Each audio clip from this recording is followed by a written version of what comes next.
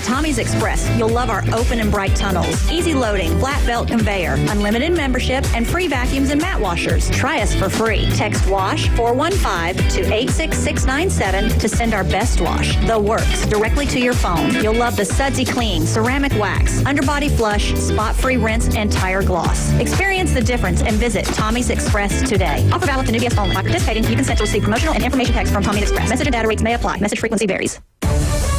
Whether you're an experienced investor or first-time buyer, Beach House will provide you with top-notch service to guide you through every step of the process. We make the real estate process fun and easy through effective marketing, strategic advertising, and always a client-focused experience. From single-family homes to full-scale developments, Beach House Sales Development has you covered.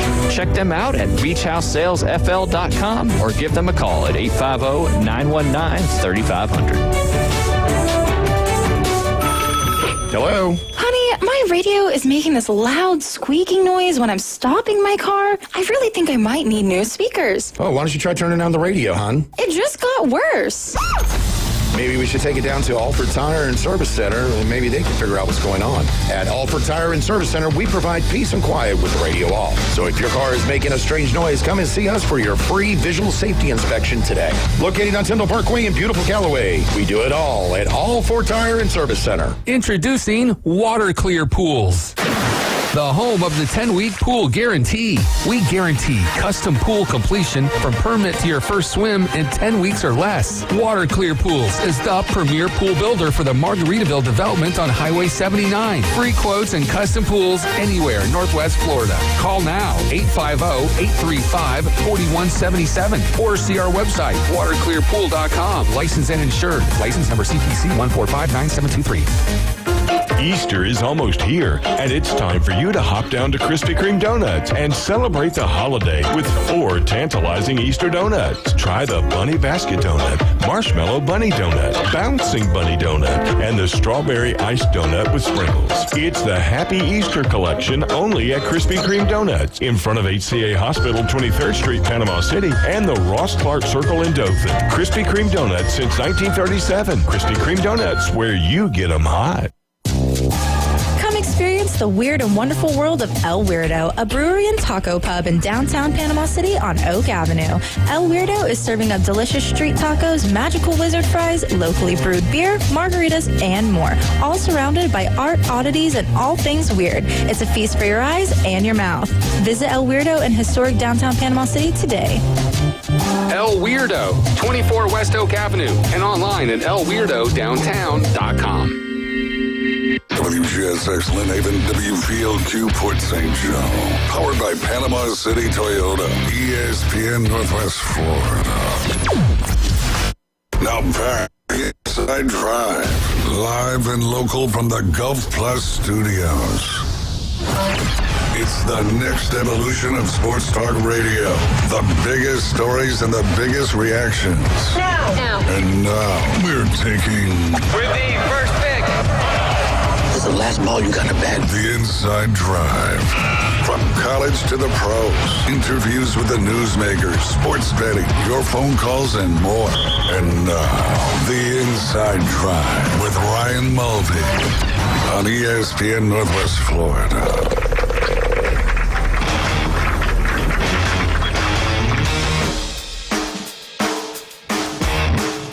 And welcome in. I was going to say, I got a nice little echo there, Dave. But welcome into the Inside Drive. Brian Haddad sitting in for Ryan Mulvey today on this holiest of holy days in the golf world. It is the opening round of the Masters tournament from Augusta National in Augusta, Georgia. And we're going to have a lot of Masters content today, sitting here watching the greatest, Jack being interviewed on the Golf Channel, and got the featured group going on my laptop. And David, I know I've told you this before, but you know what I used to do with this, I'd have my TV going with the featured group. I'd have my laptop with Amen Corner. I'd have my tablet going with 15 and 16, and I'd have my phone going with On the Range. So this is a nerd out day for me, Masters opening round. But yeah, we've got a lot of that to get into today, and don't get much better than this right here, though. Oh, right? I'm telling you. And Chef Ross joining us today. What's How up, many buddy? jars of pimento cheese are you eating on this day? Oh my goodness, I should, because I tell you what, that actually is a sandwich I loved as a child. Pimento cheese sandwiches, I absolutely loved eating them, and of course the Masters is.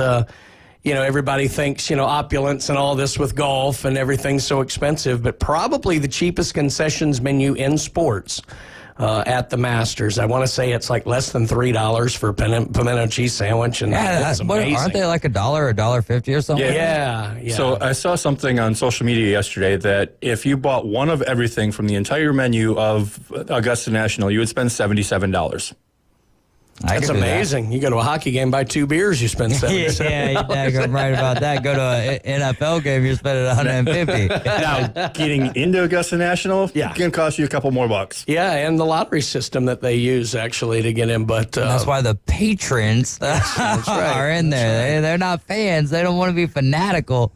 Well, the patrons. Well, no doubt. But we are. I mean, it's perfect today. The Inside Drive, the Masters opening round. You are listening to us live from the Golf Plus studios here. Make sure and check out Alan Watson and Golf Plus. If you're listening to us kind of up the road a little bit and you're closer to the Dothan area, go see the shop up there. Or you can always come down to the shops at Edgewater there next to Firefly. Absolutely wonderful staff.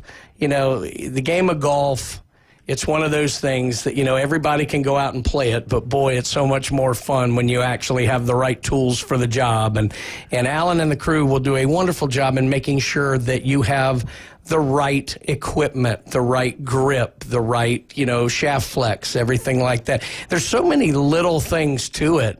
Whereas, 30, 40 years ago, you just buy it off the rack and you figure it out. But now they can do so much to help your game and make you enjoy the game of golf so much more. And it's become, all those upgrades and customizations are becoming a lot more affordable, too. That way the average person can get a custom set compared to only the PGA pro players. No, absolutely. I mean, everybody, the old joke used to be not everybody needed a ping club, but they make so many different kinds now. And like you said, with those adjustments, it can really help your game to where you don't necessarily need the $2,000, set of PXG custom-made irons or anything like that. But, maybe all it takes is moving a degree upright or a degree flat or, like I said, building up your grip or whatever like that. There's a lot of little things that can be done to help your golf game, and Alan and the crew are the best in the business at doing that for you.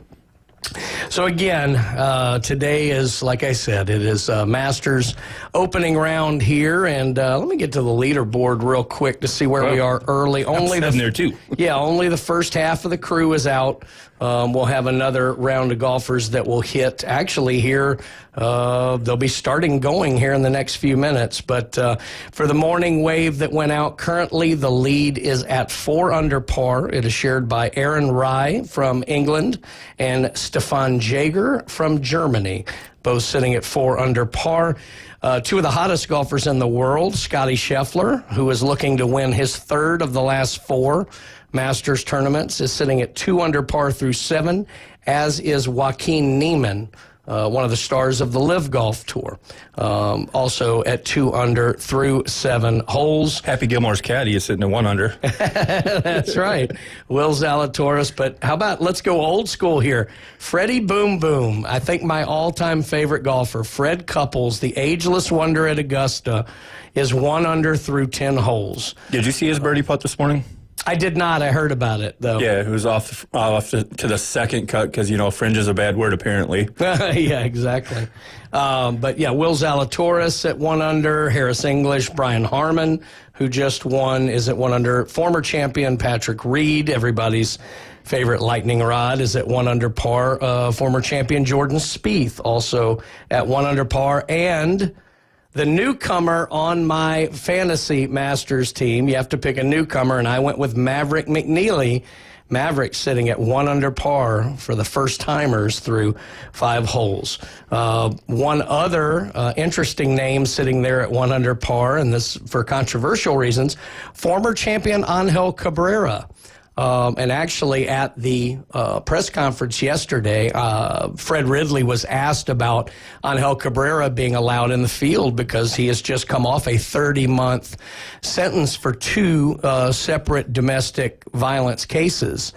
And, you know, the way Fred Ridley, I thought, handled it as well as you could. It was like, look, he has served his time as determined by the courts in Argentina and is now a free man. He actually won on the senior tour a couple of weeks ago, and he's a former champion, thus he's invited. So, you know, he obviously said we abhor domestic violence in any, you know, way, shape, or form, but, you know, he has served his legal, play in the NFL. You know, judgment, and he has, you know, is a past champion, so he has qualified, and is 1 under through 4 holes. So looks like the scoring is pretty solid. Nobody's really putting up my kind of numbers out there. Patton Kizzire actually is sitting worst on the course right now at 7 over par through 17. So a lot of amateurs in this tournament, so you would think there'd be bigger scores than that. So it looks like the rain that they got early this week probably helped scoring. Yeah, how do you feel about being an amateur playing with Scotty Scheffler and Justin Thomas? I actually like what they do at Augusta better than most places. They actually make sure, and every amateur that's in the field plays with a former champion, the way that they do it. I mean, look, they have their key groups, but they're not loaded up like the way you'll see in the U.S. Open where it's like the last 3 champs or the biggest 3 names in the game or whatever. They always make sure an amateur is with a former champion. Now, that could mean you get Scotty Scheffler, or it could mean you get, you know, nothing against him, but just an older player who's not in it, Ben Crenshaw or Larry Mize or somebody. But you do get somebody who has won there. And I always thought that was excellent for those amateurs that, you know, yeah, it's good to be around a seasoned professional, but how about somebody who's won on this course? Yeah. I mean, they know things that, you know, nobody else does. As Scotty Scheffler, Justin Thomas that have played this course a lot, do they give that amateur any sort of tips and insights? I think they do up to a certain point. You know, and the other thing is, look, the course does change from time to time. So, you know, it's like that. But I'll be honest with you, the bigger issue is probably more the other way. Like, I think it's great for the amateur, but think about it. If you're Scotty Scheffler and Justin Thomas and you're rocking along and you're playing well, and this poor amateur is doing good just to be, you know, let's say Scotty's 3 under and Justin's 2 under and your amateur's 10 over. Yeah. You know, it can be a little frustrating because you're waiting extra time. You get out of your rhythm, so it can be a little difficult. But I do like that the Masters does that. I think it's good for the game. I love the tradition of the amateurs sleeping in the Butler cabin, kind of up there above one of the buildings there in the course. They almost call it. Well, I think they call it the Crow's Nest. It's actually a really neat and an old tradition that goes back years. So, you know, you think about, you know, most of these quote amateurs now probably come from millions of dollars and could stay anywhere, but they actually will follow the tradition and stay there in the Crow's Nest. So a tradition unlike any other, as Jim Nantz says, and it is getting started. And we certainly will talk more and more and more about the Masters as the day goes on. Let's get in some other headlines from around the sporting world here. And we got to start with this. Luka Doncic making his return to Dallas last night in what turned out to be a pretty emotional night. They had a nice video package for him there, obviously. You know, there was a great shot of him walking the locker room halls, and, you know, there's the murals of him are still up and things like that. And obviously got a wonderful reception from the Dallas faithful there. Nico, not so much. I think every time Lucas scored, Fire Nico. Yeah, you'd have Fire Nico chants from the crowd. But it was certainly, and it was a big night for Luka. 45 points. I think he had maybe 8 boards, 6 assists. Big night. Did you hear how the one fan protested? I did not. He wore a 77 jersey and ran 77 laps around the stadium to protest, or around the arena. Yeah. And there you go, man. Whatever protested, you know, that's a peaceful protest, right? Outside of for your lungs, I guess. I can't get 77 laps. Look, if you're Nico, obviously you don't want to hear Fire Nico all night, but at least you heard it from a packed house. Yeah, I guess there's that aspect as well, right? Yeah. Unlike the Sacramento Athletics that don't get a packed house and still here sell the team. Yeah, well, that's true. What do you guys think about the emotion clearly overtook Luka at points during the video package and all? And look, you're professionals. It's a job, but especially when you're somebody from overseas, I mean, you're leaving everything behind and you're coming over here and that's the first city you live in. That's your first organization. I guess it makes sense, but were we maybe a little bit surprised, in this day and age where it seems so cut and dry and businesslike that it really meant that much to Luka and it affected him in a big way? I mean, I guess I wouldn't be surprised. I think for any overseas players, it's really hard to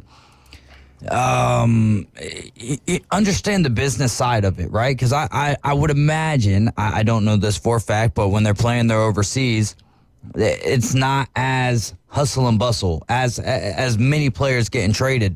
So you kind of, and then it's not like he was just there for a year or two. We're talking about his whole entire career.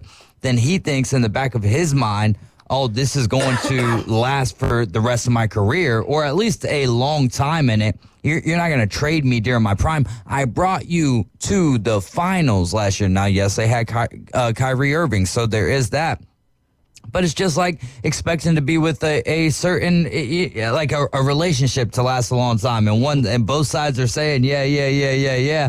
And then, the truth comes out of it. And then you're just kind of traded or discarded. And there you go. You just have to deal with it. And the other thing is none of these players were told about this trade or they were even considering being traded until like the hour before it happened. Yeah. I mean, I think the Lakers were on a bus and Anthony Davis found out about from a beat writer when he got traded to Dallas for this. So it's one thing like, hey, we're thinking about moving on from you. Just be heads up instead of having the rug pulled out from under you. Yeah. I kind of missed the Philly treatment, if you will, given the ovation, before welcome back, and then once the game starts, boo him into oblivion. I would have enjoyed that. I think he would have probably laughed that off. But I'm sure LeBron was jealous from his return to Cleveland not going that well. Yeah, LeBron got booed into oblivion. I think there's several different points, but no, I thought it was obviously a great performance by Luka, who has been a little erratic since his move to LA, which is understandable. He's always kind of been erratic anyways. That's true, and I think, obviously it was a lot of the issue. But, boys, speaking about things that have taken us by surprise this year in the NBA season, how about this? In the last 2 weeks, we've had coaches of 2 top 5 programs get fired, like right as we're heading down into the stretch into the playoffs. We had the Grizz, a couple of weeks ago, and now, obviously, a couple of days back, you had Malone getting let go from the Nuggets, who I think currently sit 4th. They might have dropped to 5th. They may have dropped to 5th now, but they were 4th. And look, both teams were, in the middle of like 4 or 5 game losing streaks at the time, so you get that. But a little bit surprising, this close to the playoffs, to kind of mess with the formula. What do you guys think about that? So, adding on to that, 4 out of the last 6 for sure NBA championship coaches have been fired or not coaching with their team. Right. So that's a big trend from what it used to be. Like if you win a championship, you get to stay a lot longer than you should. Now it's win a championship and get out the door. Seeing on SportsCenter this morning, it was kind of funny that Joker was drawing up plays in the middle of a huddle and at the third quarter. But yeah, I don't see how it helps your team to fire your coach in the last week of the season. I don't like it when your team sucks and you fire your coach the last week of the season. At least let them finish out the season and go the day after. Yeah. Now, this doesn't appear to be the case with the Denver situation because they actually talked with Nikola Jokic, who Malone apparently was the only coach he's ever had in the league. And that's another thing that's interesting about this. But it obviously it doesn't look like any players were involved in this decision. It looks like it was upper management or ownership. But obviously, this day and age, players, particularly in the NBA, have obviously had a lot of say in a lot of coaching decisions and all like that. So let's take Denver out of the mix and let's look more at the Grizzlies case or other, like you said. Do you think this is players flexing and I don't think so either, because if Jokovic would have said, keep this guy, if Ja Morant would have said, keep this coach, I'm sure they would have their job. Yeah. So Jokovic might not have said, get him fired, but he definitely didn't say, no, let's keep him for this stretch run. Yeah. And I also heard that Denver was trying to fire him before the season started. Yeah. Interesting. It's still wild, though, getting rid of a coach who won you a title, a Larry O'Brien trophy a couple of years ago. You've been in the running the entire time. I don't know at that point what a coach does to re-stimulate or to get his guys, kind of on top of things there. So we'll see, like, what happens in the future when it's like next year and it's the same exact situation. The players got to take over. The coaches got to put the players in the right positions. I don't like this move. I think that you should wait until after the season for a move like this. Sure. Can it provide like a spark? I don't know. I guess we'll see. It's when you're talking about dealing with professional athletes, certainly in this day and age with the money that they make, it's less about truly coaching and it's more about managing a roster of highly paid professional athletes with massive egos and massive talent. And you see that in pretty much every worldwide sport now at the highest level. You're not seeing the old grind it out, put your hand in the dirt and go get it Vince Lombardi kind of coaches. What you're getting more of are the man managers. And you're seeing that across sports. But the other thing that, is interesting when you talk about, and this goes to any level of sports, is everyone thinks that success cures all issues, and success oftentimes creates issues. Yeah. And where it starts is with ego. And so you're talking about a club that's won an NBA championship. You're talking about a club that, Jokic has won how many MVPs now? 3, 2, or 2 going for 3? I can't remember. I think it's 2. But what'll oftentimes happen is who's getting all the credit in the media for it? Is it the coach? How does the general manager feel about that? How does ownership feel about that? It may be... No, it is 3 times. 3. Why aren't we getting the credit for all of that? We put the roster together. We paid the bills. We did all... And a lot of times you can get a lot of fracture and infighting in the front office due to that, certainly. So, winning can cure a lot of evils, and it can sure create a few of them as well. Well, let's real quick speak on that. Jokic had his 33rd double-double of the season last night, and all the talk this year has been Shai Gilgeous-Alexander, and he's had a phenomenal season for Oklahoma City, but the stats are starting to line up more with the Joker. Obviously, their team slipping a little bit hasn't helped, but And look, we have to acknowledge the elephant in the room. The past years, there's been a bit of a blowback to Joker winning some of the awards with MVP. Do you think there's any chance he actually comes in and snatches this, or is it Shai's year to take the MVP? I feel like with voter fatigue and all of that, and SGA just kind of dominating throughout the year, I feel like it's I would go OKC, SGA getting his first MVP award. Yeah. Just quick thought. Every stat being the same, but Denver's in first and OKC's in fifth. Does that change your vote? It might. That it's tough. But there's still the voter fatigue. It happened in the NFL this year. Yeah. Lamar Jackson had better numbers than Josh Allen. Lamar Jackson's always up there. Lamar Jackson's always, like, his stats are the same. He's got 2 MVPs for Lamar. So they're like, oh, this time it's Josh's turn. Yeah. Yeah. It'll certainly be interesting. Well, we need to get to a break here and pay some bills on this Masters opening round Thursday here.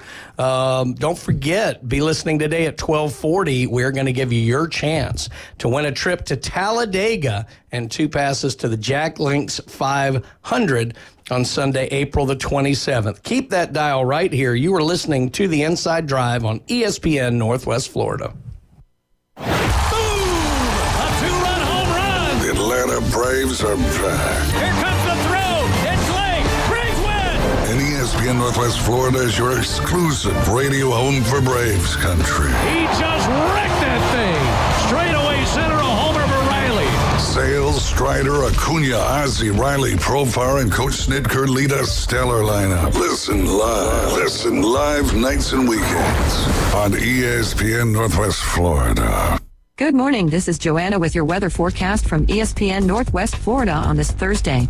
Sunny this afternoon and evening with a wind at 13 miles per hour coming out of the west-southwest and the high of 73. Tonight, look for a gentle breeze and clear skies with a temperature near 67. Tomorrow, a high around 76 and mostly sunshine. Saturday out with a high of 71 and sunshine. This weather forecast is brought to you by Earthworks of Northwest Florida. Thank you for keeping that dial on ESPN Northwest Florida. Rely on it. CBC Construction is looking for a few good men.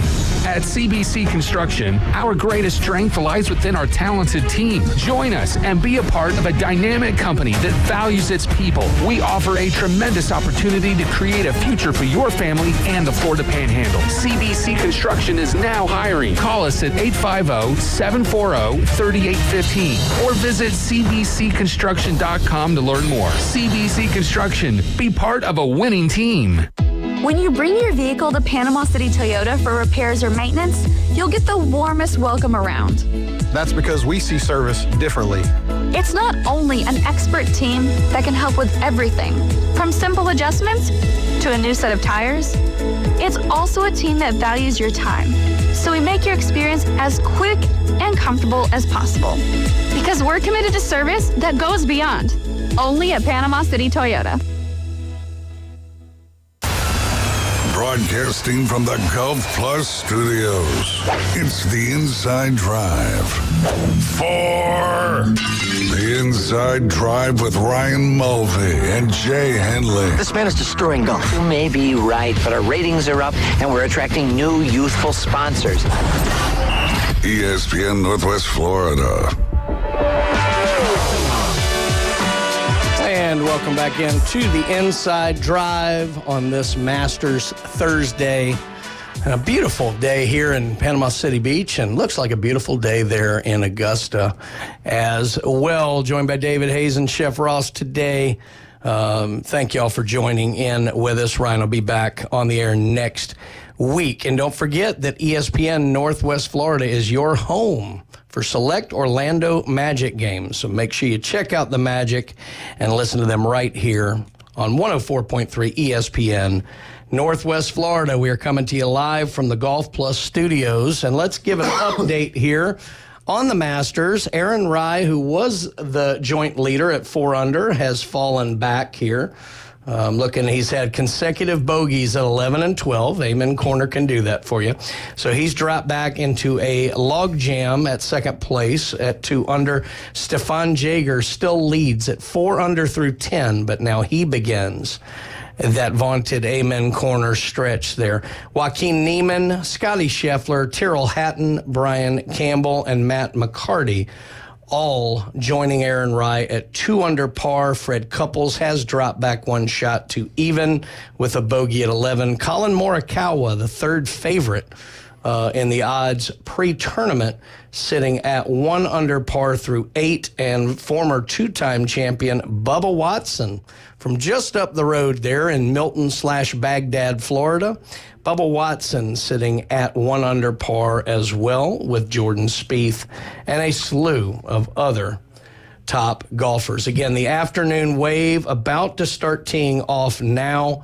A lot of them are on the range, but you're talking about names like Brooks Koepka, Adam Scott, Xander Schauffele, Bryson DeChambeau, Rory McIlroy, Tommy Fleetwood, John Rahm. So a lot of big names still left to tee off here at Augusta National.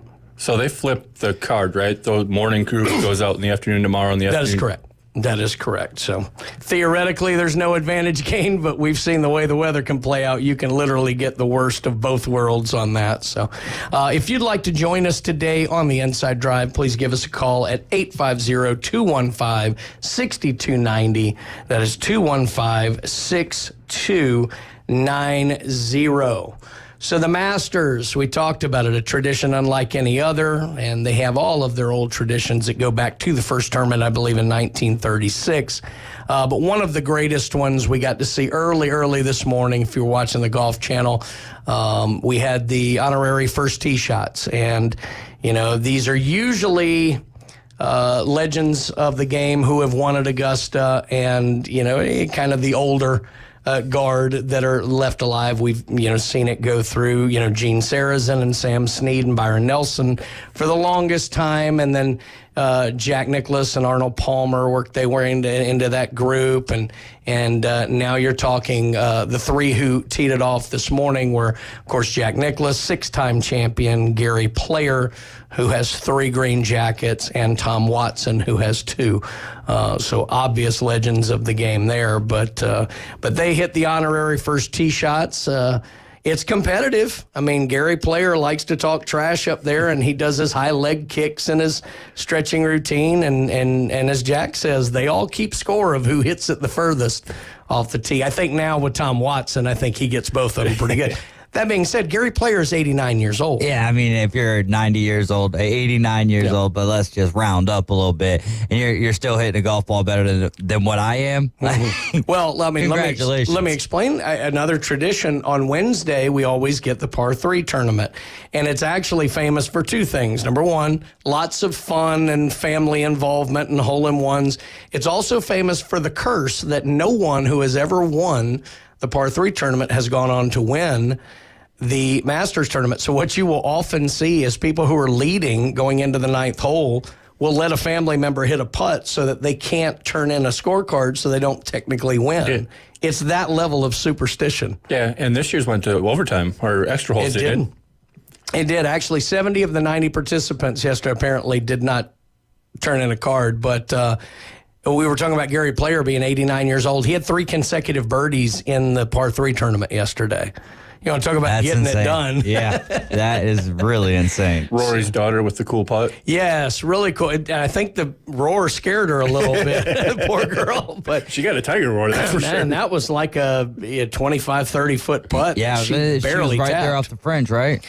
Well, it was on the green, but you barely just tapped it to get it going because she was right at the ridge. And it was a really cool moment. I know some of my favorite moments, actually, from the Masters, just viral moments, have happened during the par 3 tournament. So the 2 that spring to mind, about, 8 years ago or so, maybe not quite that long, Jack Nicklaus was playing, and his grandson, who's a pretty good amateur golfer himself, right, had on the caddy overalls and everything, and they wanted him to take a shot on the 9th. And as soon as he hit it, Gary Player's like, you're going to love this. Yeah. Tracked it right back in, hits a hole-in-one. I mean, how about that? I've got goosebumps now. Think about that stage. That was that long ago? Maybe. I thought it was like 3 or 4 years ago. Maybe that's it, but it seemed like it was before COVID, but I could be wrong on that. But just absolutely incredible moment. I mean, and that one's over water, too. It's a wonder you don't cold shank it into the... This guy hasn't swung a club. He's, So that one was how really old was cool. the grandson? He was high school. I mean, he was 16, 17. He was a good player. Yeah. So he probably. But he said that was his first hole-in-one, actually. Oh, wow. So do that on that stage with the world watching. The other one. I mean, if I had a hole-in-one and putt-putt, I'm like, heck yeah. How many people can say their first hole-in-one was on national TV at Augusta? Oh, my God. Yeah, with Jack Nicklaus and Gary Player and Tom Watson in your group. Right. Yeah, how's that? And Jack looked more excited than his grandson. I mean, it was the coolest thing. So it's like when you take your kids fishing. You're way more excited that they're catching than you're catching. Oh, yeah, 100%. And then the other one that really springs to mind, and actually I talked to Ryan about this one a couple of weeks ago, is there was one, this one's probably every bit of 10 years ago, Ricky Fowler, Nick Watney, and, who was Justin Thomas, I think was the group. They're all buddies. And so Rick, and this is that 9th hole. And the 9th hole, look, the way they put the pin, if you hit it in a certain spot, it almost funnels into the hole. But still, it's a hole-in-one.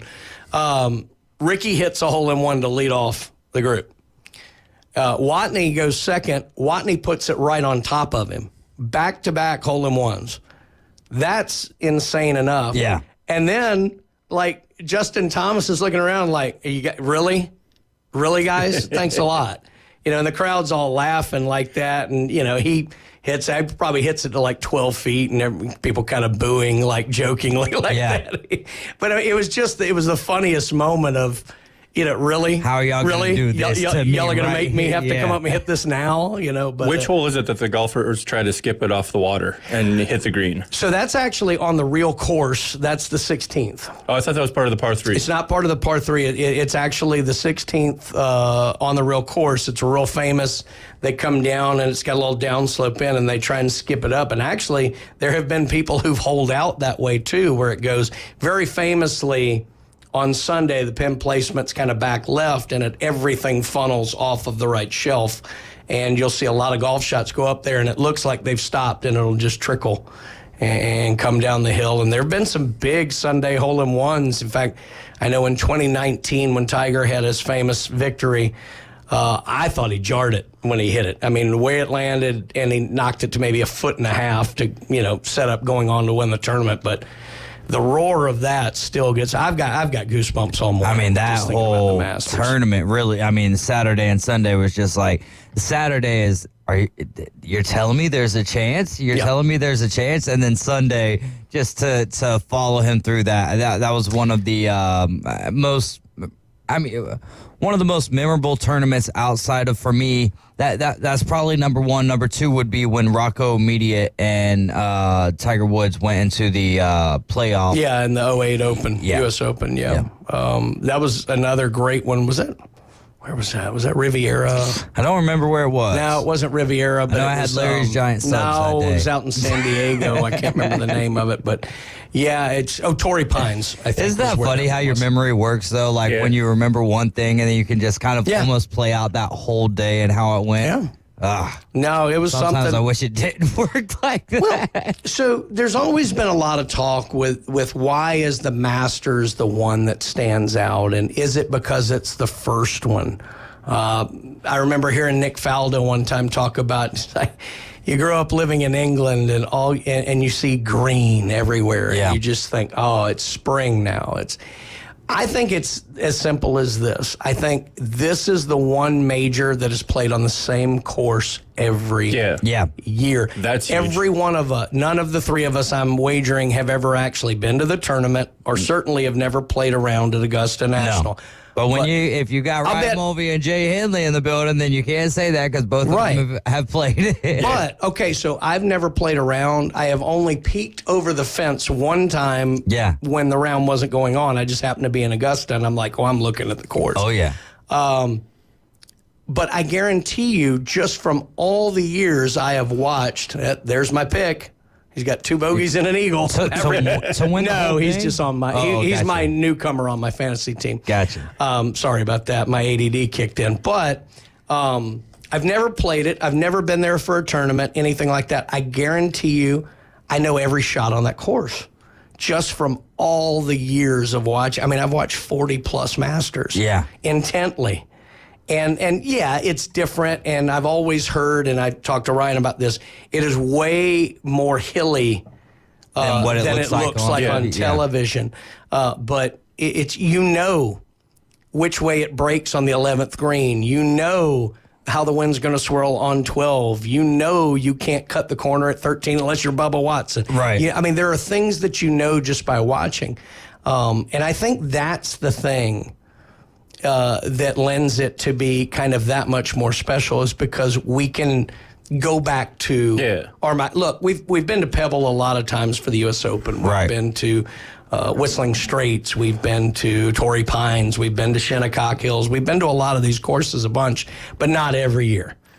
And there's something special about that. And they've made minor adjustments to Augusta National through the years, but overall, trying to hit that second shot into 15 on Sunday, and you got water in front and water behind, and you need an eagle to have a chance. It's something special that you just can't replicate. One of the highlights of my professional career is I got invited to do some dinners down in Augusta for the Masters.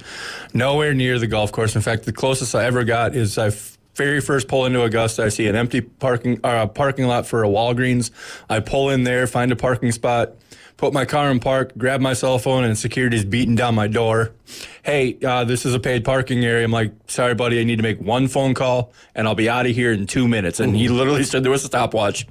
Wow. But we did some catering at people's houses, man, the money that Augusta, Georgia has is just phenomenal. Some of these outdoor kitchens were more beautiful than any indoor kitchen I've ever seen.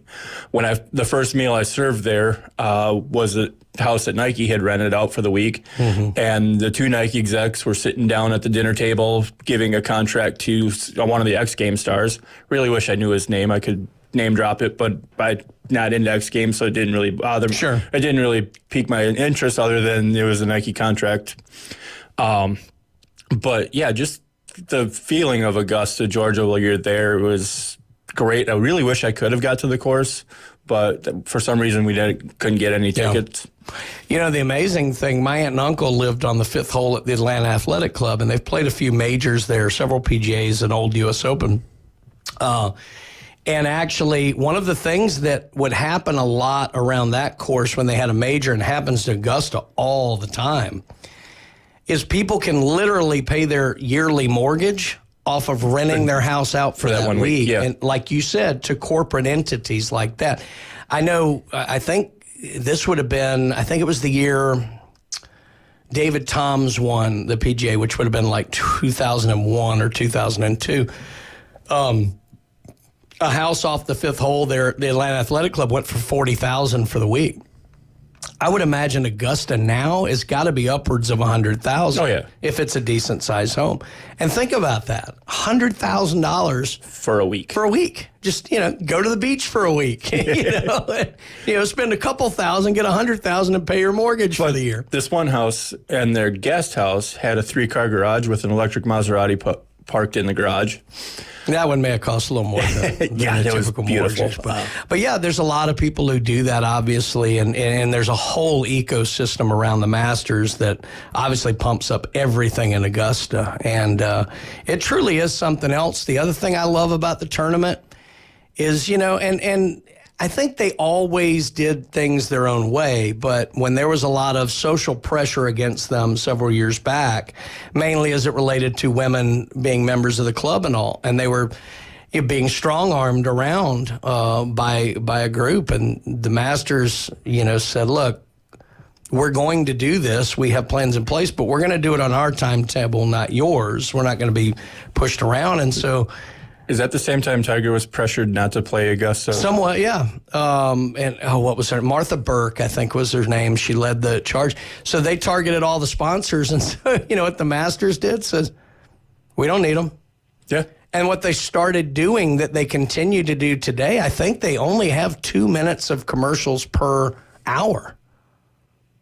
That and they do, and I think they only have like 3 corporate sponsors total like that, and it's an amazing thing. So you truly get to watch a ton of golf with the way that they do it, but they're in a unique position to be able to do that. Not a lot of the other things are able to do that as well, and we are not able to do that either. But fortunately for us, we get to promote all of our wonderful local sponsors right here on the Inside Drive. Again, don't forget, coming up at 12:40, it's going to be your chance to get tickets to the Jack Links 500. In fact, the whole weekend there at Talladega coming up in a couple of weeks. So make sure, hopefully you listen this morning to the word, the keyword on the Coach James Hale Show. And at 12:40, we are going to call out a name, and you will have your chance to win tickets and get in on the race to Talladega. We're going to have more about the Masters when we come back, and look forward to some of your phone calls as well. You're listening to the Inside Drive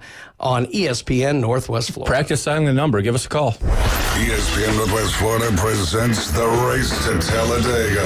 Join Coach Hale mornings at 7:15 and 8:15 to enter. Then at 12:40 and 5:40, listen for your name to be called. If we announce your name, race to the phones. How long it takes you to call 850-215-6290 is your qualifying time. The 2 fastest qualifying times win a pair of tickets to the Jack Links 500 from PCB Hobby, Pepsi, Panama City Toyota, and your racing station.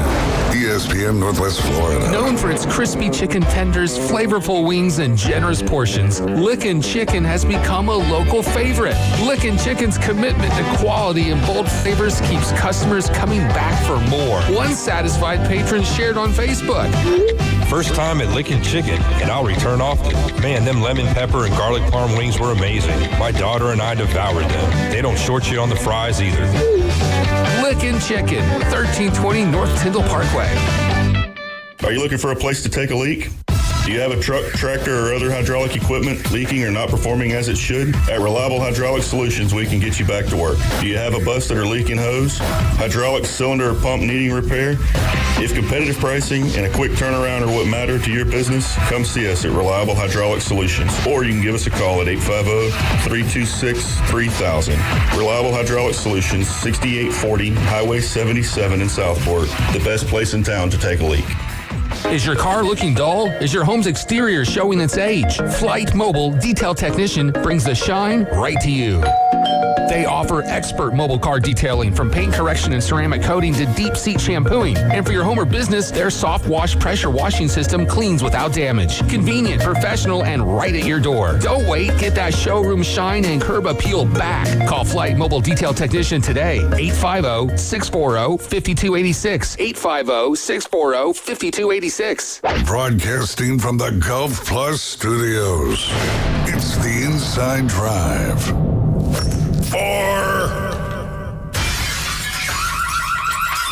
Don't mind me. I'm just playing through.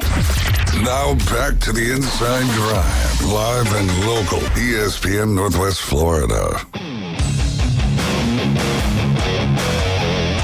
And welcome back into the Inside Drive here, coming to you live from the Golf Plus Studios. Brian Haddad sitting in for Ryan Mulvey today, joined by Chef Ross and Big Bad David Hayes in the fishbowl.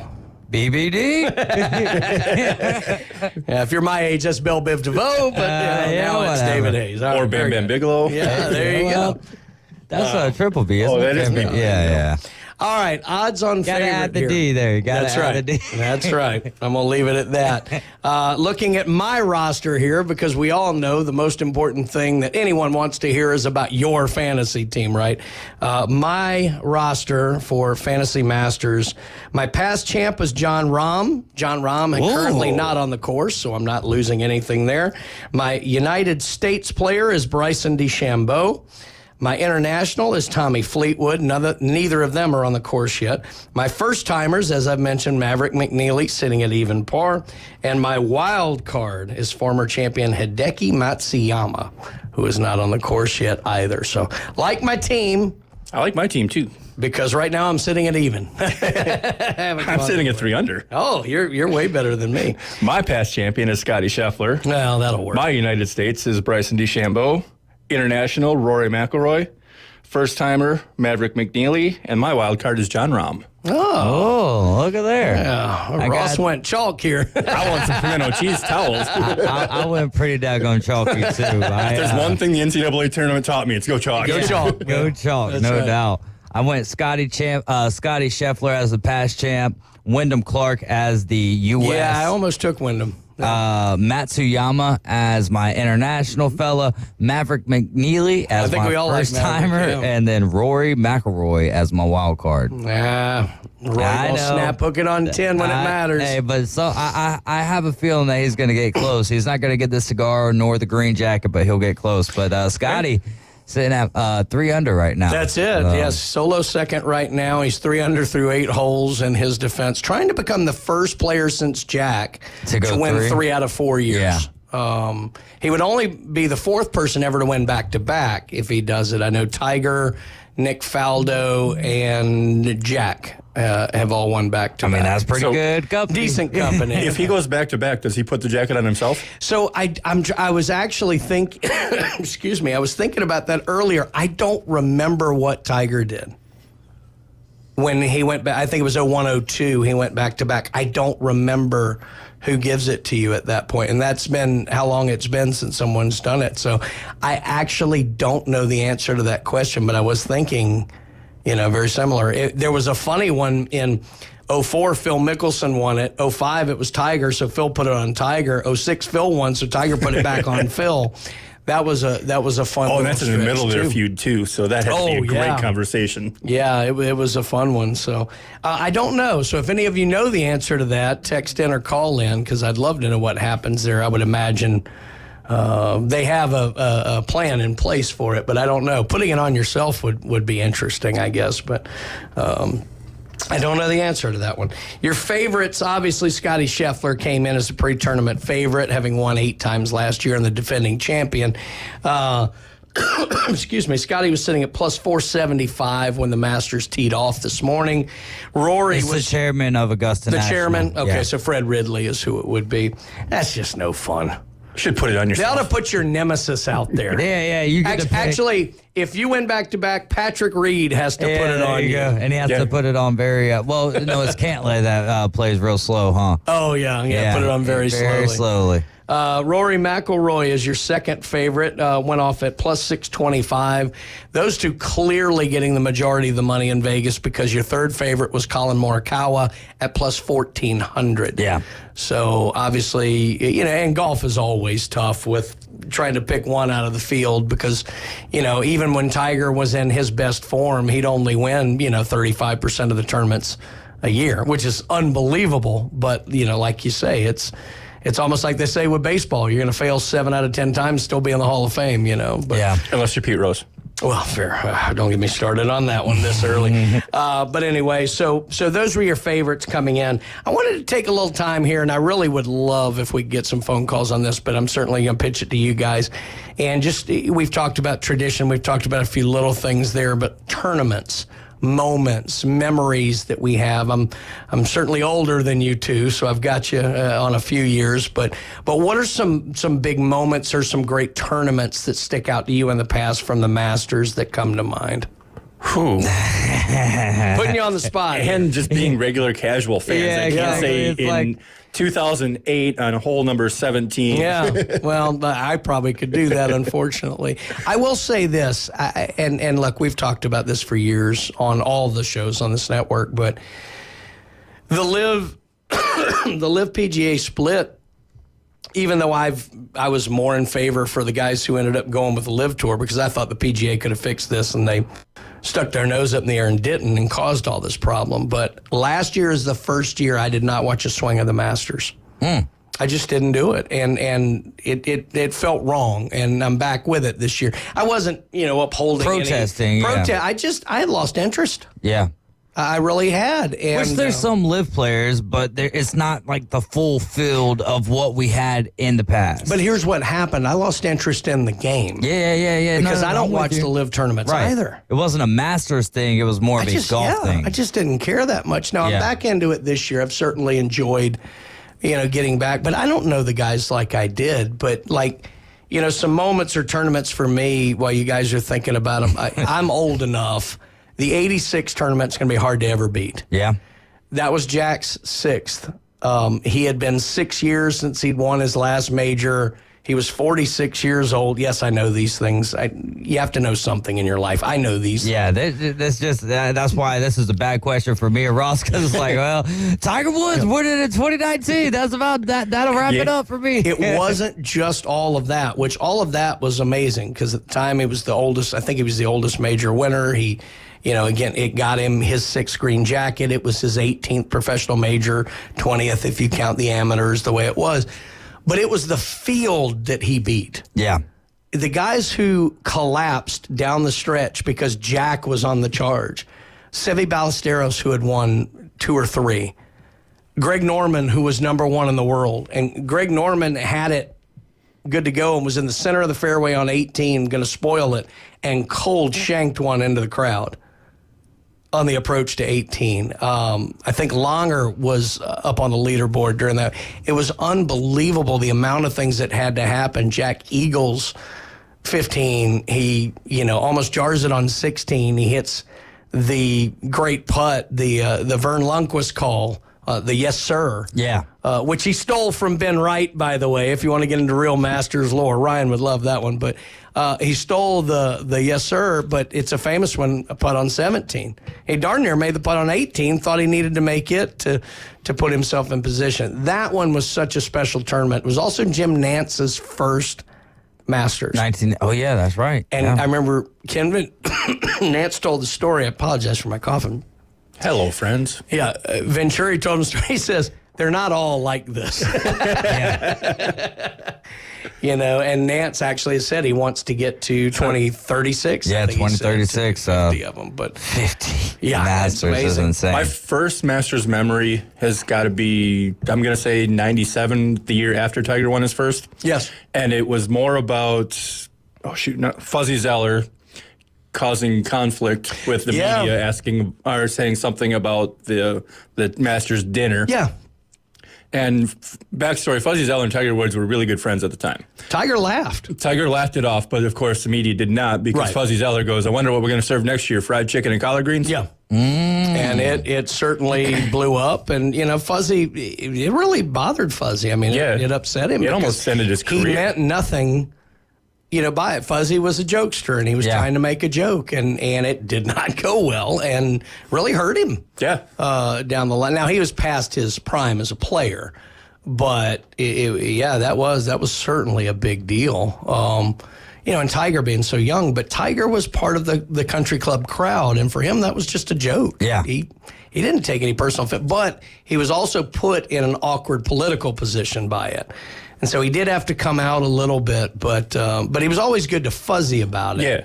He just, you know, and it was a tough one. But that tournament in 86 was just unreal. Obviously, Tiger winning the first one in 97 was just, you know, welcome. Welcome to the big stage. That's the one where he absolutely destroyed the National, wasn't it? Where he won by like 40 strokes. Yeah, no, I think he may have set the scoring record that year as well. But it was unbelievable. The one in 2001 was the one that he completed what was called the Tiger Slam. Of course, he didn't win the Masters in 2000. Vijay Singh did.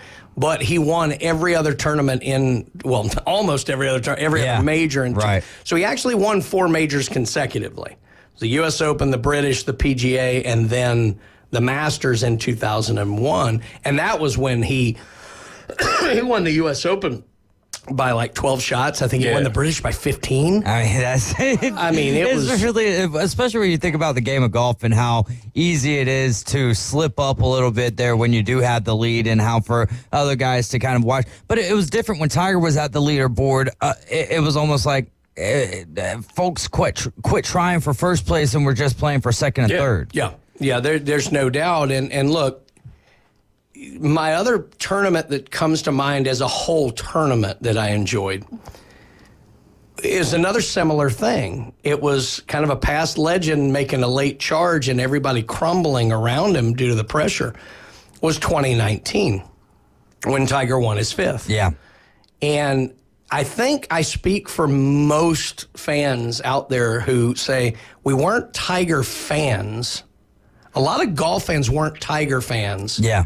Early, for whatever reason. He was cocky, but a lot more golf fans I felt like were Phil fans.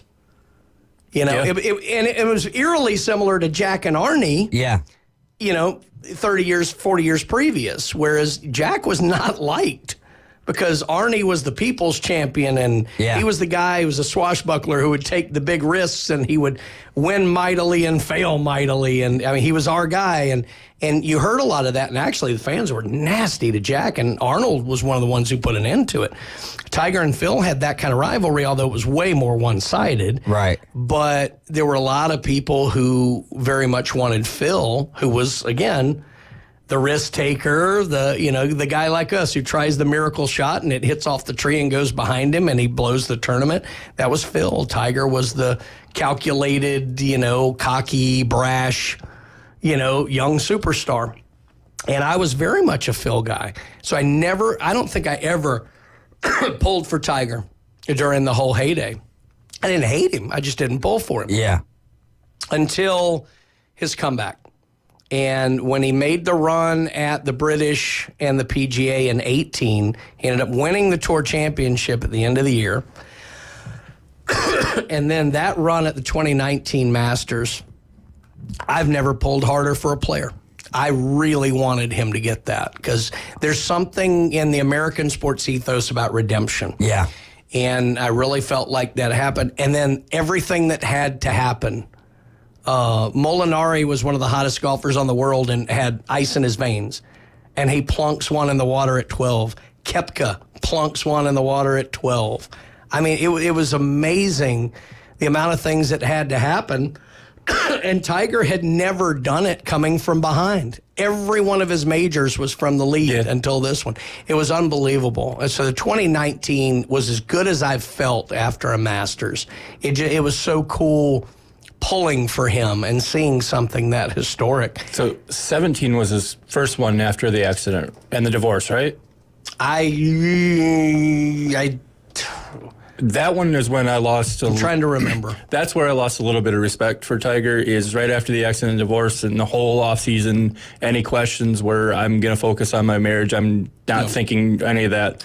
And then all of a sudden, he's definitely playing Augusta. I'm like, well, if you want to fix your marriage, it takes more than 3 months to do that. Yeah. Well, it wouldn't have been 7. But if you knew, but if it's like it's over, then at that point, man, you got to do whatever it is at that point. That one wouldn't even have if been, it's being his fault or not, you got to just do whatever you can to focus on what the next steps forward are. At one point, you could just, hey, I'm going to play the Masters. Or It wouldn't have been 17 as far as right after the marriage issue because that was much earlier. Because the last major he had won 2000 and about marriage, 9 or 10 because just out of high school. He won the U.S. Open in 08, which was the one he won on the broken leg over Rocco Mediate.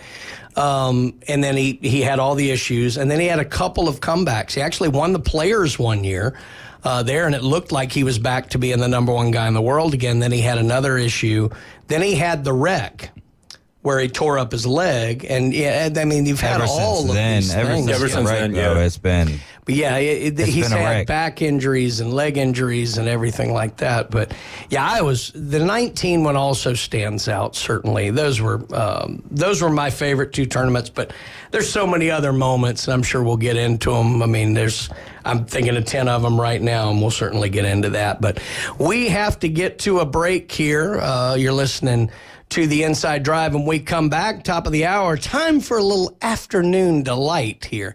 Again, on the Inside Drive, you're listening to ESPN Northwest Florida. ESPN Northwest Florida. The Atlanta Braves play here. Head first slide, 2 RBI triple. The Atlanta Braves have had a slow start, but now they're ready to launch. Deep left field. That jumped off his bat. Back to the wall. Out of here. Tonight, it's the Atlanta Braves versus the Philadelphia Phillies. We'll have coverage coming up at 6. First pitch at 6:15. This is Braves Country. ESPN Northwest Florida. Good morning. This is Joanna with your weather forecast from ESPN Northwest Florida on this Thursday. Sunny this afternoon and evening with a wind at 13 miles per hour coming out of the west-southwest and the high of 73. Tonight, look for a gentle breeze and clear skies with a temperature near 67. Tomorrow, a high around 76 and mostly sunshine. Saturday out with a high of 71 and sunshine. This weather forecast is brought to you by Earthworks of Northwest Florida. Thank you for keeping that dial on ESPN Northwest Florida. Rely on it. Ellis Agency Insurance has been serving Panama City and Bay County for years. They offer a full line of affordable insurance coverage of all types. Many people are attracted to Ellis Agency Insurance because of their friendly, knowledgeable staff. Call independent agent Johnny Ellis for a true comparison of your personal or business insurance. Ellis Agency Insurance at the Old Cullen Insurance location, 1134 Harrison Avenue, across from Dandy Donuts and Deli. Call 763-1627. WGSX Lynn Haven, WVLQ Port St. Joe. Powered by Panama City Toyota. And that's out of the ballpark. ESPN Northwest Florida. Here at Tracy's Fine Jewelry, we're here to help you celebrate the graduate in your life with a personalized gift that expresses who she is to that special touch that symbolizes her style. Tracy's Fine Jewelry has a perfect gift that's as unique as your graduate, including monogram milestones that will personalize her style with a special touch that she will cherish for a lifetime. Let's celebrate the class of 2025 with a gift from Tracy's Fine Jewelry. Tracy's Fine Jewelry, putting a sparkle on Bay County for over 50 years. Now back to the Inside Drive, live and local from the Gulf Plus Studios. in flight. And now, the afternoon delight debrief with the three degenerates from the Inside Drive. Afternoon delight. ESPN Northwest Florida. Sky rockets in flight. Afternoon delight. It is absolutely impossible to be in a bad mood while this song is playing. I think it's possible. No, telling you. On the And we do have two new... Everyone's like, yeah, it's possible. No, Caveman Rick, prove us wrong. Hey, Caveman Rick might seem like he's in a bad mood, but that's just his mood, all right? I do. Well, it has to be mood against what, Well, we do have three degenerates in here. It's just two of them are a little bit different than normal. But the afternoon delight here, my favorite segment on the Inside Drive, and got a fun little lineup for you. I'm going to get right to it here. Why not talk about hog hunting to get us started here? Everybody does that, right? Wild hogs. So the Instagram page, and no, I'm not on Instagram. I'm too old, but I'm just reading a story here. The Instagram page at Hunting the Life posted video of a guy who was freeing a wild hog from a trap. Now, it was nice, he doesn't go up there and just shoot it or anything like that. But so in order to kind of, as he's cutting, the trap and this, that, or the other, he wants the hog to run off, back into wherever it's going. And I guess his idea for doing that was to give him like a hard slap on the rear end. As he does so, the hog, I guess feeling like that may have been a little bit forward and he hadn't bought him dinner or anything, he turns around and chases this poor guy around the tree.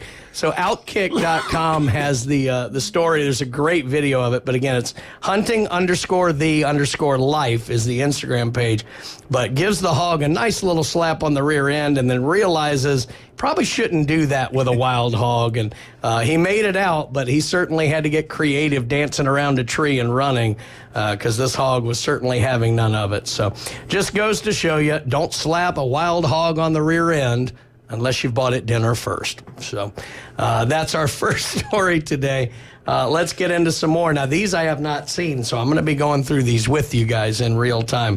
NASA, for any of you who are budding inventors out there looking to make millions, NASA is offering $3 million, folks, to anyone who can propose technology to solve an unusual problem: recycling feces and other human waste in space.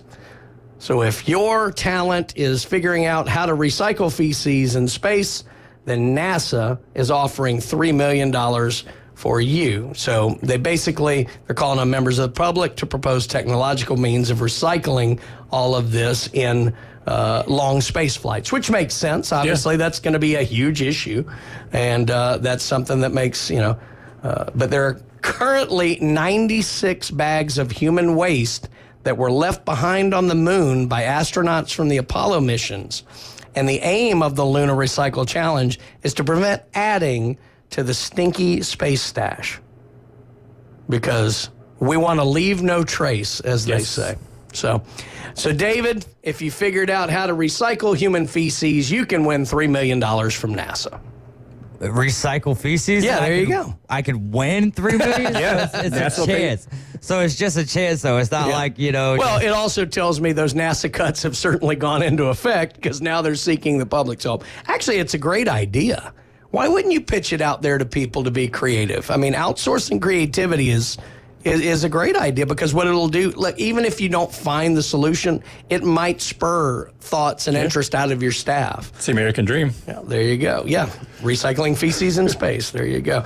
Well, speaking of cleaning up trash, we know all about beach cleanups here in Panama City Beach, and obviously it's something that matters. We get so many visitors down that you obviously want to make sure and clean up the beaches and leave no trace. Well, a New Jersey group said that its 2024 beach cleanup operations resulted in 276,899 pieces of trash being cleaned up. And they had some unusual items like a rubber foot, a full can of ravioli, and a set of vampire teeth cleaned up from the beach.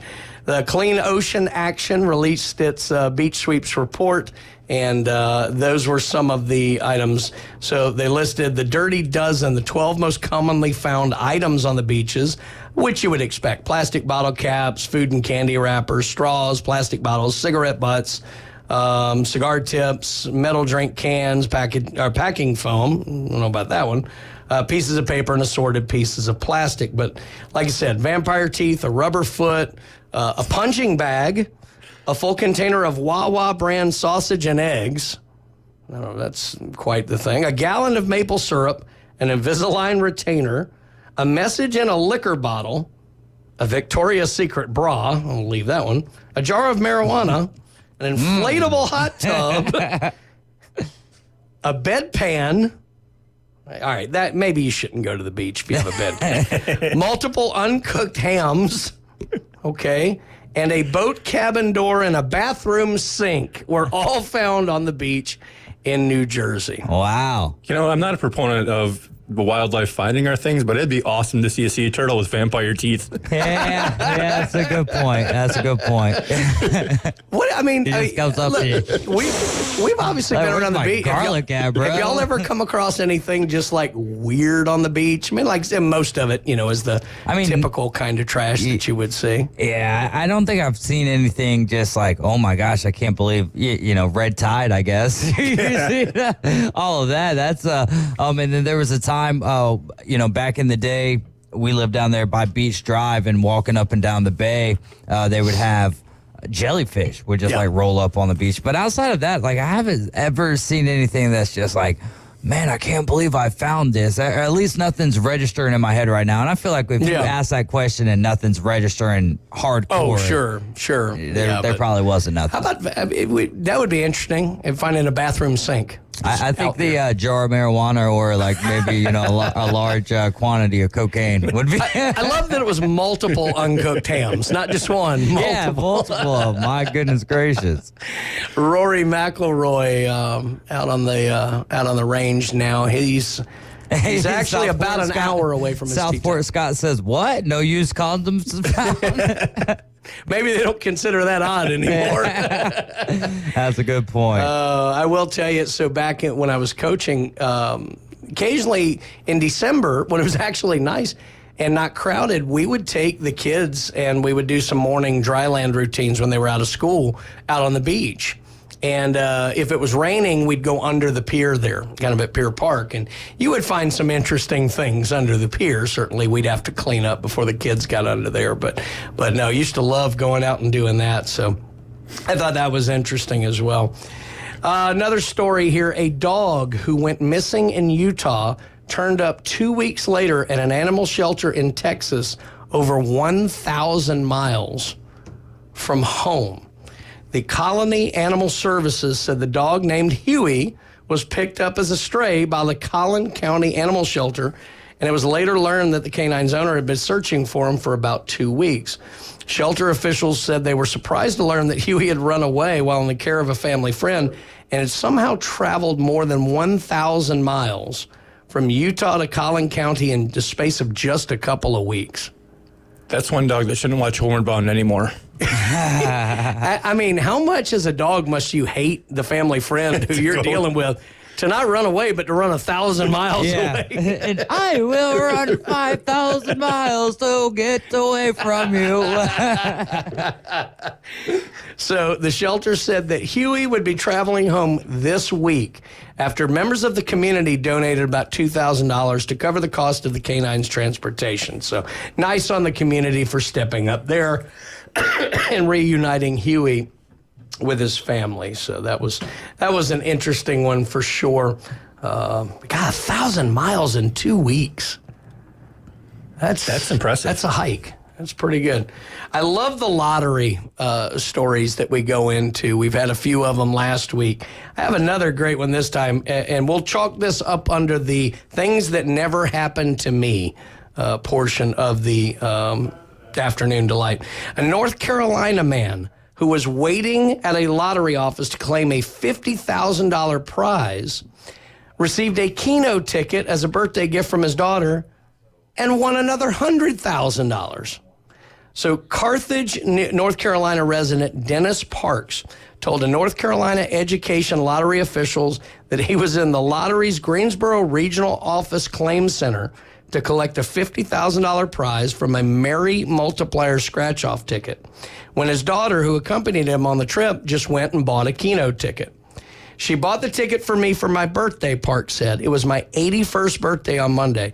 The Keno ticket turned out to be a $100,000 winner.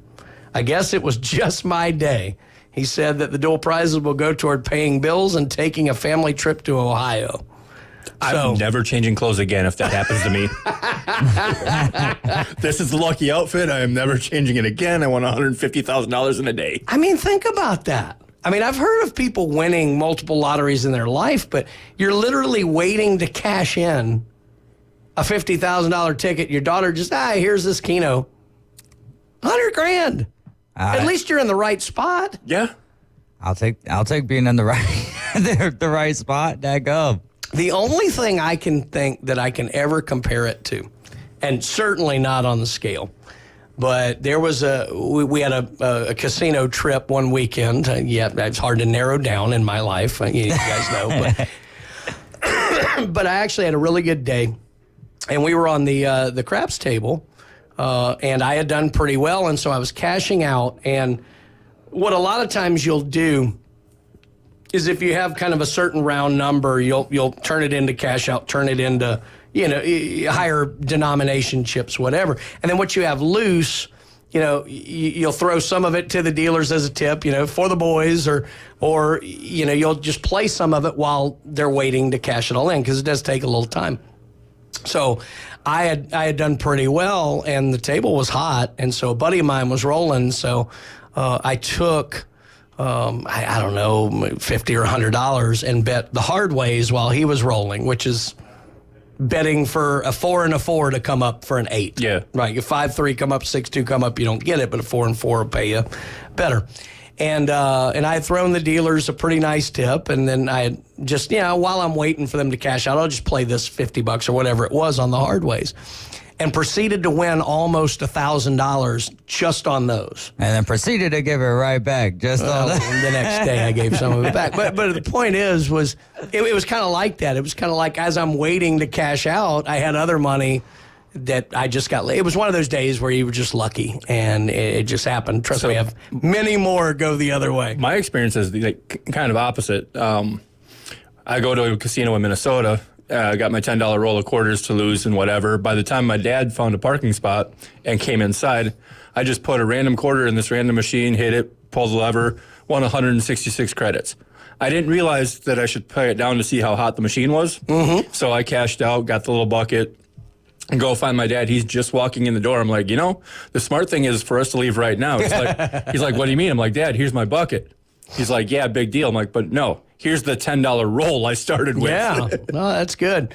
I mean, the worst luck story I ever had was I left my car at the valet, went in and played $100 on the dice table, and I was back before they had parked my car. And that's a true story. The guy looked at me and he just went, really? And I gave him $5 and said, yep. So when I was out of there. But at least my car was right there. I got to get out of there quick. There you go. Well, let's do one more here because Lord knows the amount of gambling stories I don't need to tell. Yeah, but I want to hear them, man. That'll have to be for the Inside Drive After Dark. Okay. The Inside Drive brought to you by Gamblers Hotline. Yeah. The Inside Drive After Dark is the 5 o'clock hour in the afternoon underdogs whenever we're not in daylight savings time. If you have a problem with gambling, please call this number. 1-800 David Hayes. 850-215. Yeah, 6290. In fact, if you're worried about gambling that money away, just send it on our way. We'll make sure you don't waste it. And I'm going to Vegas in May. Oh, doggy. I'm going to hide in your suitcase, brother. That's right. Never been to Vegas. Been to Biloxi, but I haven't been to... Yeah, I mean, I'm an old poor boy. Vegas is a great weekend getaway. There's no place like Vegas. It's a terrible week-long getaway. I'd like to 3 days. Get married and divorced in the same day. 3 days. 3 days. Yeah. 3 days. It takes 3 days? No, 3 days is the perfect Vegas trip. 3 days. Oh, okay. 3 days. Yeah. You can get in just enough trouble to still get out of there with most of your life savings, but no, 3 Well, days. what if 3 your life days. savings ain't very much? 3 days is the perfect time to be in Vegas. Uber released its annual Lost and Found Index. Oh, boy. A counting of items left behind in rideshare Used cars. condoms. Vampire teeth. The 2025, no vampire teeth here. You're good at this afternoon delight debrief thing, actually, buddy. I love this stuff. The 2005 Uber Lost and Found Index was released Tuesday.